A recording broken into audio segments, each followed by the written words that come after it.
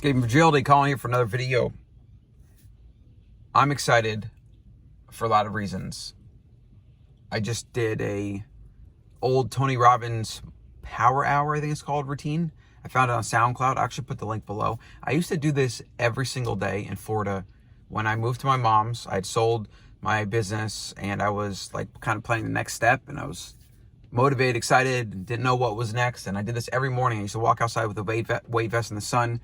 I would do these breathing exercises and breath meditation and incantations and visualization. So awesome. And then I kind of got wrapped up in business, and kind of success started taking off, and then I dropped the habit. And I feel like even just my morning routine habit has kind of fell by the wayside for various reasons. So I'm definitely getting back into that and the importance of a morning routine, and things like a simple breathing exercise and just a little bit of visualization and, gratitude practice. That's a big one. And using like movement, walking and talking about it. And let me just give you an example. So it's like you do 4 in breaths, it's and then 4 out breaths. And then there's this thing where you can like tap or whatever to connect it. And this is just something you can do anytime, right? It's great. You can literally do it in the shower. You can do it when you're driving. You can do it walking somewhere. But it's really good for a morning routine. And you should just do it, right? So just do it. But the idea that I wanted to talk about today was the idea of stories and labels and judgments.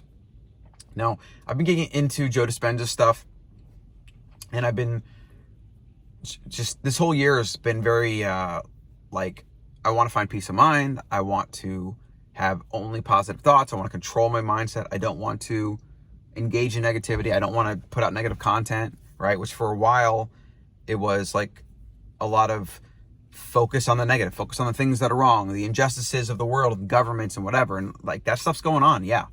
But what I realized when I kind of tapped out of it and I stopped talking about anything political or anything current events, I returned to my optimistic self, because I wasn't being assaulted with this stuff into my eyes and ears about how bad the world is. And I thought about like the reality that society, especially American society, is actually very stable. Like the reality is, and I've known this, like nothing the president does really matters. Like the machine that is government it's just not going to change, right? It's not going to change because you elect somebody. It's basically entertainment. But when you remove yourself from it and you're not having it go into your eyes and ears all the time, you kind of move to that. I feel like you move to that optimistic view where like you just are grateful for how great things really are, and they are. So that's just, a teachable lesson or moment or reminder if you're kind of getting sucked into that.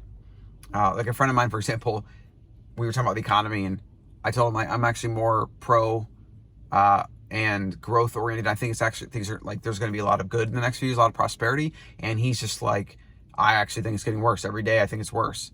And I know that he's probably still paying attention to current events, and he's probably watching those doomsdaying financial channels or whatever, and I'm not. And you can see the difference, the divergence in our thoughts, right? So thoughts, labels, and judgments, though, real quick, is we're already at 3 minutes, and I'll be expanding on this more. Make sure you get on my newsletter, colin.coach. Every single day we wake up, we have this subconscious machinery that interacts with the environment and kind of directs things we do and say. And we have this story, and we have these labels and judgments about everything around us, whether it's good or bad, or things we do or don't do, or the mistakes we make, and we reconcile that with our identity, and it's really just a story we tell ourselves. Okay, so if everything in your life is a story and or a judgment, which we could just say story for simplicity, because even a judgment is like this thing's good or bad because you're telling yourself a story about it, right? Which is based on your past, it's based on your identity, it's based on what you think is fair, not fair, etc. But if all these things are stories, you can edit, alter, or completely remove the story anytime you want. And by highlighting this topic and bringing it up, I can't really give you a lot of how-to, because it's like there's so many different things and modalities, and everyone's on a different journey. But what I can do is I can constantly urge you, like I want you to think about the stories. Just to start observing them, looking at them. Like if you get angry or whatever and you say all these things, take a step out and ask yourself why. Why am I angry right now? Ask yourself things like, hypothetically, if this situation didn't bother me, if I was a person to which this thing didn't bother me, or I overcame it because I just thought it was beneath me, what would I have to think in my mind to be that person, right? Or what bad story would I have to remove, and what could I maybe replace that story with? This applies to everything, okay? You wake up, you say things like, I'm just good at this, or I'm not good at that, or whatever. This is a fixed mindset, right? And if you look into any Carol Dweck's work, Growth versus Fixed Mindset, it is a huge, huge thing to be aware of. And most people have no idea that they do it.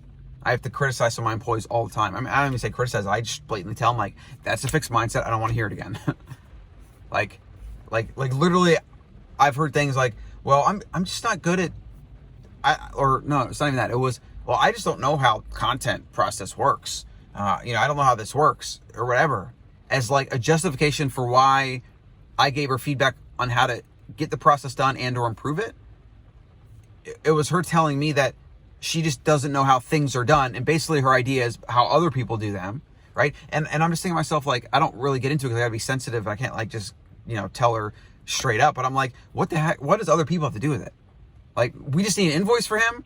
I want to know how many things I'm getting on the invoice, and I want a price attributed to each. This is like basic stuff. Like, just think about it.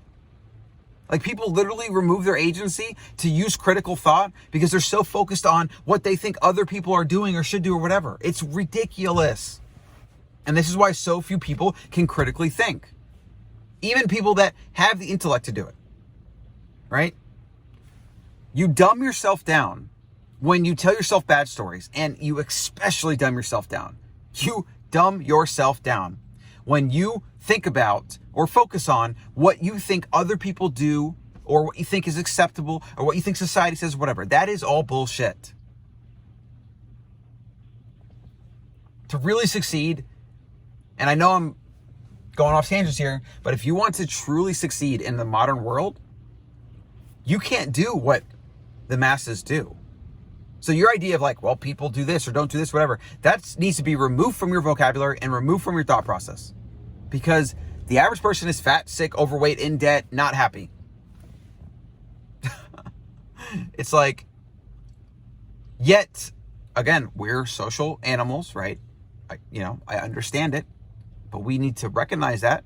We need to use technology, knowledge, and self-awareness to overcome it, and then live fully actualized, amazing lives of abundance.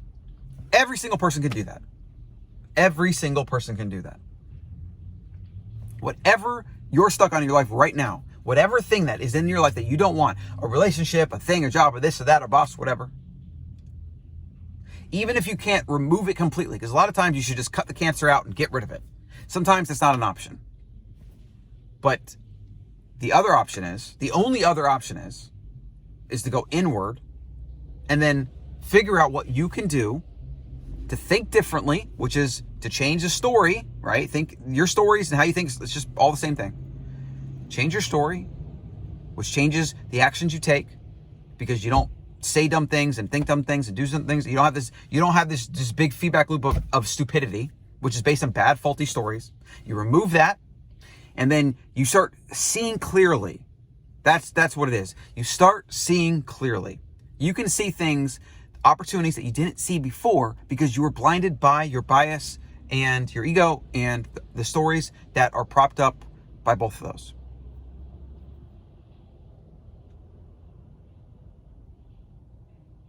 I mean, I forgot even how I started this video, but I got, stories. It's stories. So anything in your life that you want better, it's your fault. It's your fault that it's not the way it is. It's your fault that the bad things are happening. This is extreme ownership.